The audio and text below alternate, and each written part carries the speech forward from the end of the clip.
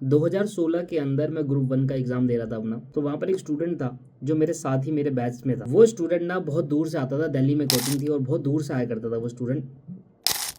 करीब आप मान के चलो कि 70-80-90 किलोमीटर दूर से आता था। रोज का अप डाउन करता था 80 किलोमीटर, और 80 किलोमीटर जाना ट्रेन से आया करता था। जब इंटर ग्रुप 1 का एग्जाम हुआ और एग्जाम होने के बाद मैंने उससे पूछा कि भाई आपका रिजल्ट क्या रहा, तो उसने कहा भाई मैं रह गया, मैं रिजल्ट में पास नहीं हो पाया। मैंने कहा अब आगे क्या करोगे आप, रिजल्ट में आप पास नहीं हो पाए तो आगे क्या करना है।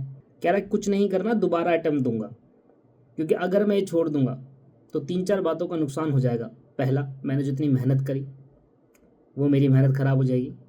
दूसरा, मैं इतनी दूर से ट्रैवल करता हूँ, अपनी हेल्थ को ख़राब कर रहा हूँ। ट्रैवल कर रहा हूँ ट्रेन में, वो भी जनरल डब्बे में ट्रैवल कर रहा हूँ, मैं अपनी हेल्थ को ख़राब भी कर रहा हूँ, साथ के साथ हेल्थ पे ध्यान नहीं दे पा रहा। दूसरी चीज़ वो ख़राब हुई। तीसरी चीज़, मेरे माँ बाप के पैसे। मेरे माँ बाप ने मुझे बहुत पढ़ाने के लिए बहुत पैसे दिए, और मैं बहुत अच्छी फैमिली से बिलोंग नहीं करता, बहुत रिच फैमिली से बिलोंग नहीं करता, बहुत मिडिल क्लास से भी लोअर फैमिली से बिलोंग करता हूँ। बड़ी मुश्किल से पैसा जमा जमा करके मेरे माँ बाप ने मुझे पैसा दिया है क्लास को पढ़ाने के लिए, पढ़ने के लिए। इतनी महंगी महंगी क्लासेस खरीदने के लिए मैं ट्यूशन्स भी पढ़ाई करता था, वो मैंने छोड़ा, वो मैंने सेक्रीफाइस करा, क्योंकि टाइम नहीं मिल पाता। अगर मैं फेल हो गया, इसका मतलब ये नहीं है कि मैं आगे एग्ज़ाम नहीं दूंगा, मुझे ये एग्ज़ाम क्लियर करना है। प्रोफेशनल कोर्स है, एग्ज़ाम क्लियर होना ना होना एक अलग चीज़ है, इम्पॉर्टेंट है कि आपने उसको अटेम्प्ट करा है।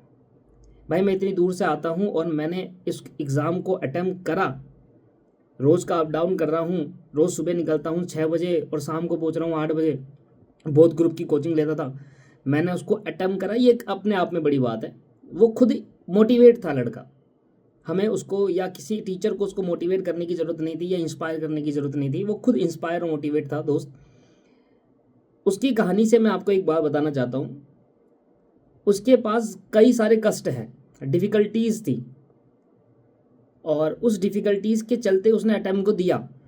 अटेम्प्ट देने के बाद वो रह गया, और रहने के बाद उसके पास एक पॉजिटिव माइंडसेट था कि भाई देखो, जो कोर्स हम कर रहे हैं वो कोर्स में हो सकता है कि हम रह जाए, हो सकता है कि उस कोर्स को हम पूरा भी ना कर पाए, बट जिस चीज़ की हमने तैयारी करी है, मैंने ग्रुप 1 की तैयारी करी है या मैंने बोथ ग्रुप की तैयारी करी है, एटलीस्ट उसको क्लियर करो।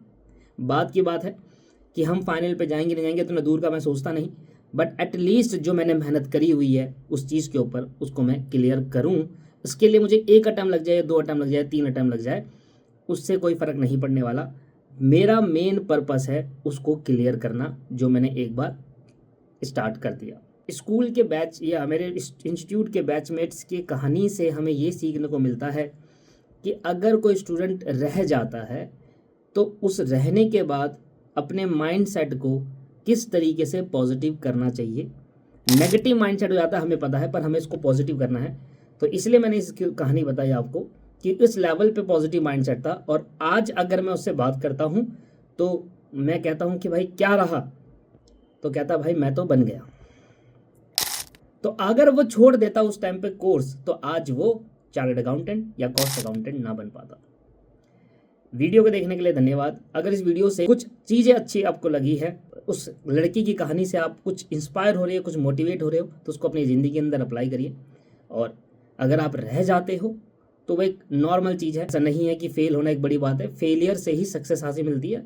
तो अगर आप रह जाते हो तो उसको और अच्छे से करके अगले अटेम्प्ट के अंदर बोथ ग्रुप क्लियर करें रैंक के साथ, तो वो चीज़ें कवर हो जाएगी। वीडियो को देखने के लिए धन्यवाद। Have a nice day, bye bye and take care.